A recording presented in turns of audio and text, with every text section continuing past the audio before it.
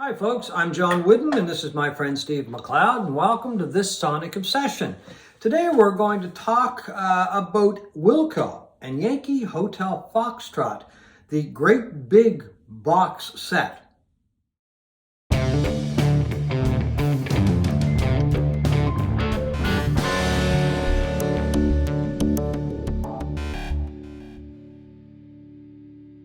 Today, folks, we're going to take an in-depth look at the re-release of Yankee Hotel Foxtrot by Wilco. And when I say re-release, I don't want to get too specific. I'm not going to list every version of it that has come out, but just to give you an idea, there is an 11 LP version box set, a 7, and it's got a CD in it as well, and a 7 LP version. And there is the original album, two album set containing your material from the original album, and there is a number of CD configurations as well. So anyway, it's massive. It's massive. I hope you get my drift. There's a whole bunch of different packages of Yankee Hotel Foxtrot. So Steve, I'm going to let you lead off. Yeah, I've been listening. Making barely a dent in it on Tidal, streaming it, and I don't know about you, John, but most remixes kind of go above my head. I usually can't tell the difference between, there are people out there who are obsessives that know every little tweak and twist. I'm like you, I can't. In a mix, and to me they all kind of sound the same. This is not the case. The remixes in this box set are so different that even I can notice it. Jay Bennett, who was... So they sound like different songs then, do they? They don't sound like different songs. The bass is still there, but it's all the stuff that's around it. Okay. Like Jay Bennett, who was famously fired from the band in the middle of trying to mix this album originally, had trouble finishing it, and he was a tremendous musician, tremendous multi-instrumentalist. He played everything, and he was one of those guys that could literally pick up a garden hose and make music with it 10 minutes later. Just an absolute genius. But that genius led to an obsession with his mixing. He never seemed to be done. He was layering instrument after instrument, some of them weird. At one point they were using an electrical fan to hit piano strings and also guitar strings, and then it would be fed through guitar pedals to make these weird... Whoa. Yeah, I mean, Yankee Hotel Foxtrot is a very innovative album in the sense that they were using stuff like noise bursts in the middle of songs, and they were going through a very, very strange experimental period, and it all worked, but not initially. Jay was struggling with the mixes, and eventually, and Bennett agreed with this, it was time to bring in somebody from outside who could have some distance and try to make sense of... Have a neutral ear to the project, right? Including dozens and dozens of overdubs that Bennett had done, and try to weave this together. But Tweedy's direction was, we need something with more space and less clutter. And that's the best way to differentiate the sound of the mixes that Jay Bennett did and the mixes Jim O'Rourke did when he came in and was hired by the band. There's more space in the mix that came out on the original album, less clutter, and it's just a remarkable difference in that sense. And I think ultimately, I mean, I love this album, and I think you do too. No, I really like it, yeah. They made the right choice. Yeah. So the thing is though, with all of this material that was left over and then put on the box set, you've listened to it once, maybe twice.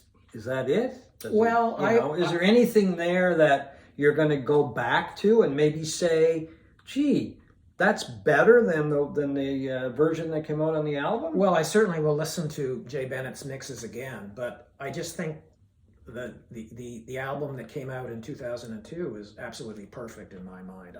I don't know how... Yeah, I agree with you on that. I don't know how you... And it's the album that I've been used to playing for 20 years. But Bennett's mixes they're unusual. I just don't see them as being superior to the mixes that came out, and I think certainly, obviously, the band felt that way. That they Jim O'Rourke's version was what went out, and it's become the classic that it is. I mean, Yankee Hotel Foxtrot is considered by most people, I think, and critics especially, to be their best album. And it's, if you see any lists of the best albums of the new millennium, it's generally either at the top or near the top. Well, I would agree with that. It's Yeah. a fantastic album. Now, all of this was documented in a great 2002 documentary called "I Am Trying to Break Your Heart," and it was largely filmed within the Chicago loft that Wilco had, Which is a track on the album too. yeah, Yeah. had recently opened, and where they were doing all of this work, and there were tensions building between Tweedy and Bennett as they were trying to do this final mix. And it's just a fascinating look at the creative process in a band, and also the creative tensions that can sometimes split up bands. And all of that is documented in this box set. It's compelling listening.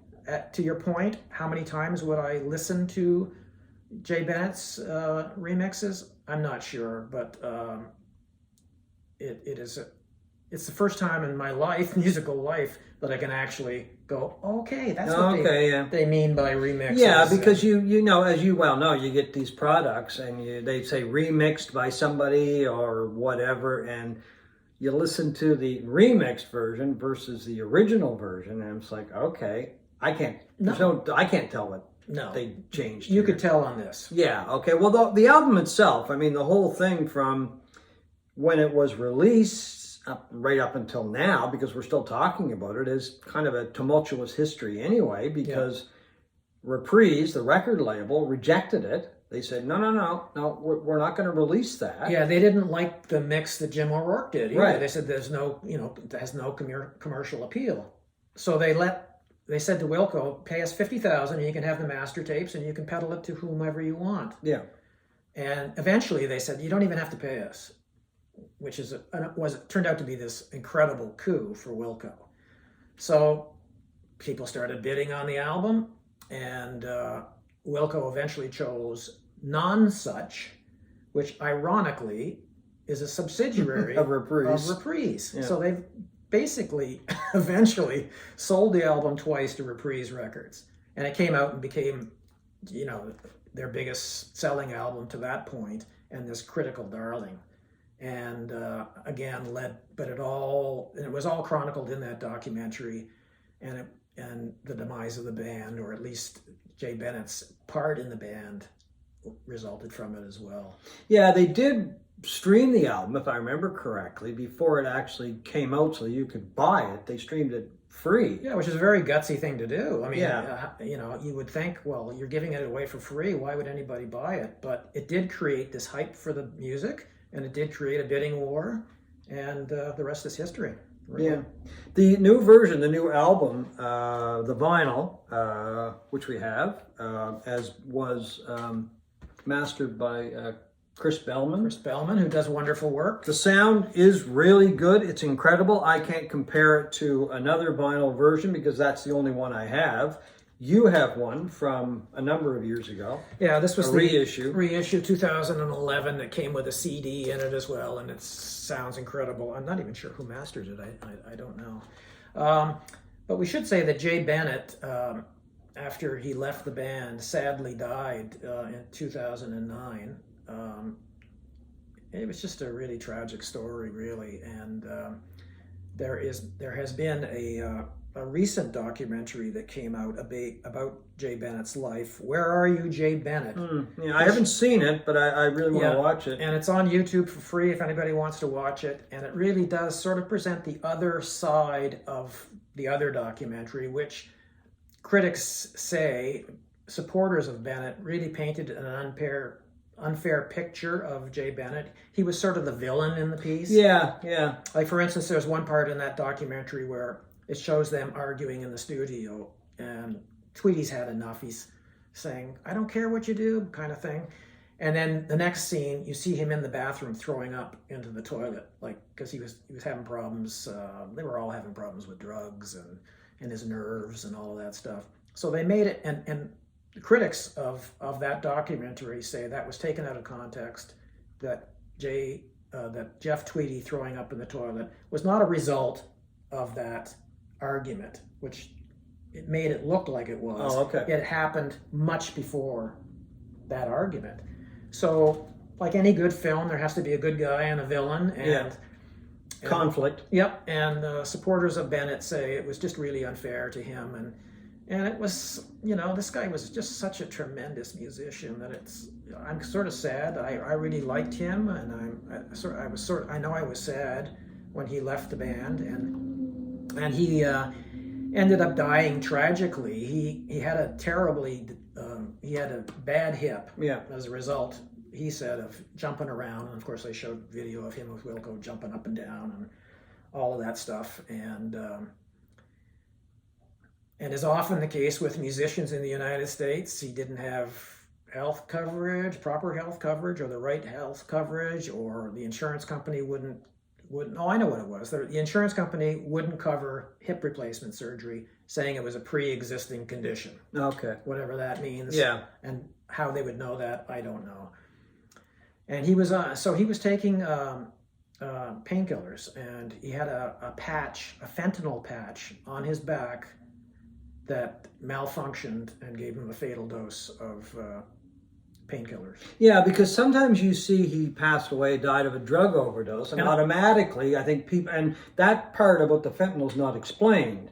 And some people probably think, oh, well, he was, doing heroin or, that kind of thing. So. And that's the other unfortunate part of that original documentary, that it sort of kind of painted that picture, at least in the minds of some. And yeah, I was reading an interview or an article recently, with somebody, I can't remember who it was now, and it was either in the New York Times or Uncut Magazine, and they were, the person was lamenting about the Tweedy Bennett partnership, and saying how unfortunate it was that Bennett left the band and then of course passed away, because a lot of people thought this was like the new Lennon and McCartney partnership, right? That they were looking forward to a long partnership and collaboration between the two of them, and of course that didn't happen. And ultimately it turned out to be a power struggle. I mean, and Bennett acknowledged later that that's basically what it was, and he was never going to be able to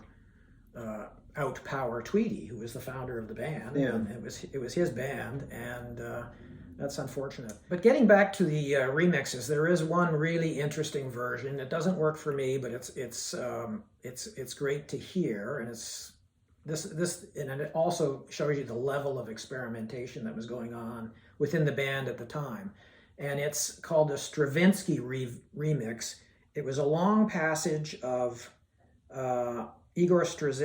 from Igor Stravinsky's Symphony of Psalms, a classical piece, and the song Ashes of American Flags was laid over top of that and played simultaneously with the Stravinsky classical piece. Sounds like something King Crimson or Yes would have tried years ago. Apparently, Tweedy says it's his favorite version of the song. I don't think so.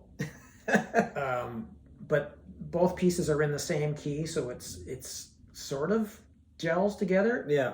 Sort of? Sort of. Not in my mind. I thought it was terrible. And in the end, he was unable to get Stravinsky's estate to agree to its use, but obviously he has now, because it's on this box set. And it's interesting, but I mean, Ashes is one of my favorite Wilco songs, and it might be the best song on this album.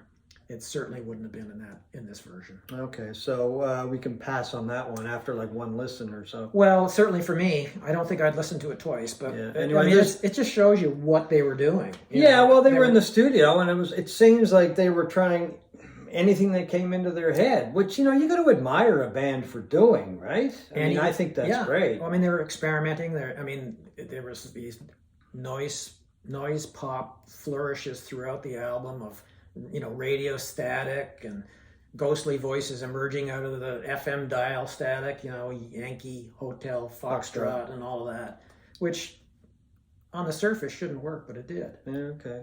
Anyway, folks, that is our look at a new box sets, I guess, packages of Yankee Hotel Foxtrot by the band Wilco.